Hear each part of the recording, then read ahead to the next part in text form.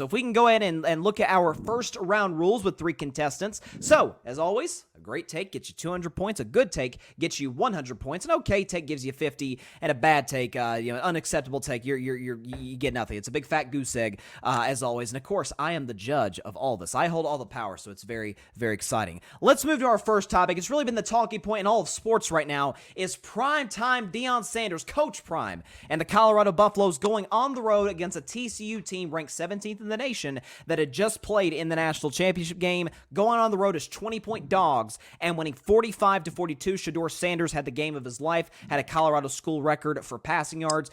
You have numerous players, 4 players for Colorado go for over 100 yards. You had Travis Hunter with the big game as well. Big interception, a touchdown catch for him as well. A remarkable performance for Colorado. And as we sit here today, they are the 22nd ranked team in America. So I will start with you, Devin. Were you shocked by the outcome of the game? And do you think Colorado, Deion can get Colorado to a place where we look at them as a respectable college football program?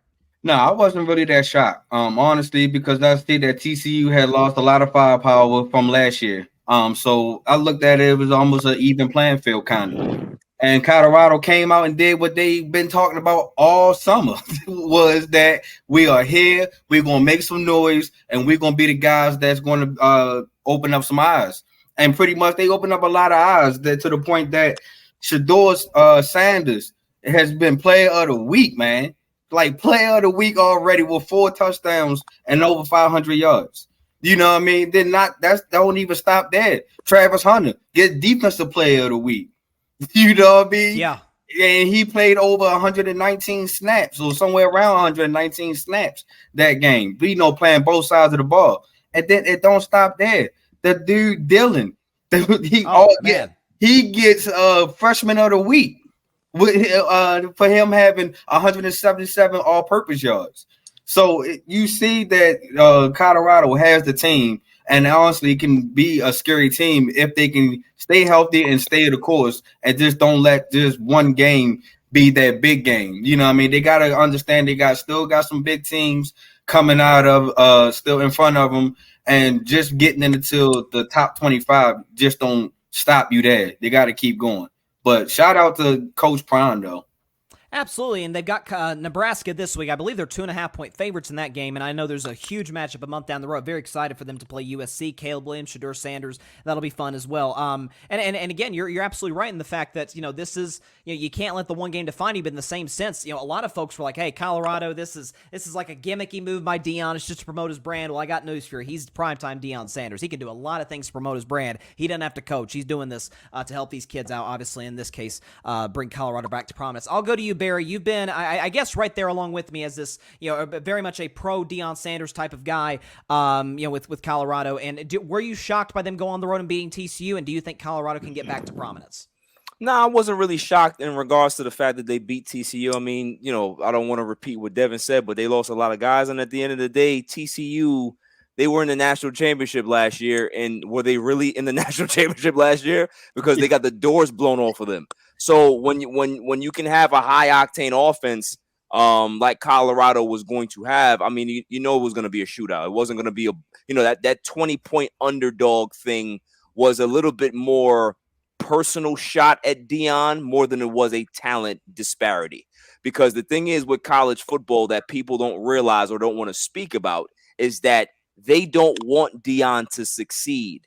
Because the way he does things is not the traditional college football way of doing things. He's the man when it comes to the transfer portals. He allows his players to be two-way players. What coaches in the nation allow that? They don't want that. You got to focus on one position. Deion is a guy that came from a two-sport background. He played 10 years in the major leagues. He played, he's a Hall of Fame, cornerback. So why he's going to be that guy to be able to say, listen, anybody that wants to play two sides of the ball, come play with me. And they don't like that. They don't like his bravado. They don't like all of that stuff. So they want to see him fail. And him winning is a beautiful thing for college football. And it's a big smack in the face to those old traditional people that want to see him fail.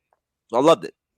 Yeah, and you're right in the sense that he's really built Colorado obviously very quickly through the transfer portal, obviously bringing a lot of guys in from Jackson State, and he caught a lot of criticism. I feel like I'm one of the few who defended him. He caught a lot of criticism when he first went to Colorado, and he told the initial Colorado team, a team by the way that went 1-11 last year, and their average margin of loss I think was 29 points a game. They were terrible, and Deion goes in there and says like I'm bringing new guys in, so most of you aren't going to be here next season, and obviously they're coming, and obviously they backed it up against TCU, and obviously a tough schedule ahead, but from what they show on Saturday, they've got just as good a chance as anybody to really make some noise this season. I'll go to you finally, Alfred, your thoughts on Primetime's win against TCU, and do you think Colorado's sort of back in the spotlight where they were about 25, 30 years ago? I'm going to hold off on jumping on the Colorado bandwagon, and I'll bring some numbers to you to make this argument. Now, usually, and for those of my friends who bet on sports, usually the saying is Vegas knows. Usually when they draw up a line, there are reasons why the line was TCU to cover 20.5 points and over. So the reason being, number one, you got to remember, yes, as Barry alluded to, Coach Prime cleaned house. Only 10 of the Colorado players from last season are still on this year's team. That's number one. Granted, some of the guys who transferred in were with Coach Prime for Jackson State. Okay, whatever. Number two, TCU is coming off as the runner-up in the national championship game, so that had a lot to do with it. And number three, when you take everything into it in college football, when you're the visiting team, you're at a disadvantage because those college football crowds are crazy. They can take you out of a game mentally. So I think TCU might have just taken them for granted. Oh, this team is an unranked team. We're number 17 in the nation. They probably figured, we could flip the switch at halftime or whatever once they found themselves down. And for whatever reason, TCU just couldn't. Colorado wanted it more. Coach Prime wanted to make a statement.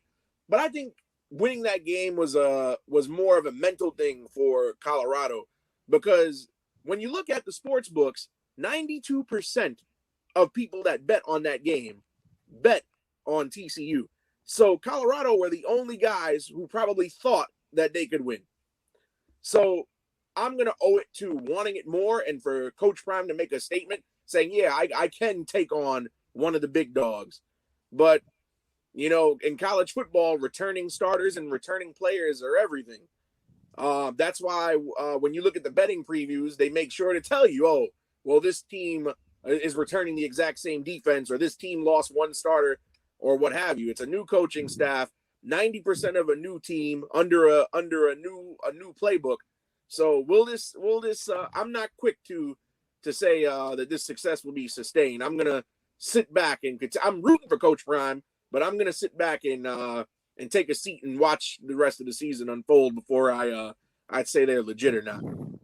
Yeah, and that's fair. But I will say one thing that you brought up, the fact that TCU, they lost a lot of guys, in Colorado, this is a new team. I would almost say I would give Colorado that much more props because, sure, TCU's got a lot of new guys, but you consider the fact that TCU, a lot of those guys were on TCU last season. They were backups. A lot of these guys, Deion's bringing in some new guys from other places through the transfer portal. It's a new environment, Colorado. Like, this is new for almost everybody. I think I saw a stat, they replaced like 85% of last year's Colorado roster, so it might as well be a brand new program that just happens to be the Colorado Buffaloes.